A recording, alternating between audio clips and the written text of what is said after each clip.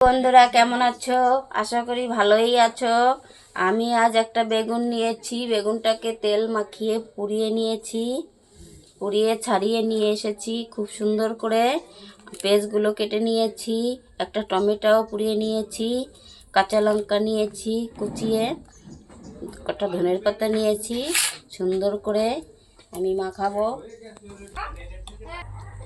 স্বাদ অনুযায়ী লবণ দিয়ে দেব। 1 চামচ সর্ষের তেল দিয়ে দেব। সর্ষের তেলও দিতে পারো, ঘিও দিতে পারো। ঘি দিলে বেশি ভালো লাগে, কিন্তু ঘিটা আমাদের আনা নেই, তাই সর্ষের তেল দিয়ে দিচ্ছি। সর্ষের তেলটাও ভালো লাগে।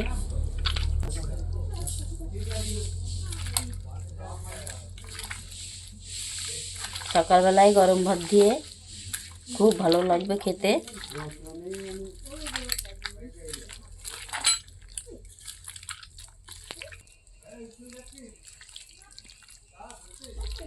বেগুনটা খুবই কচি,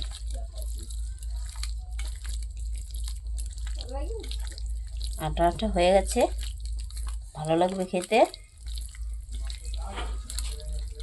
মাখিয়ে নিয়েছি।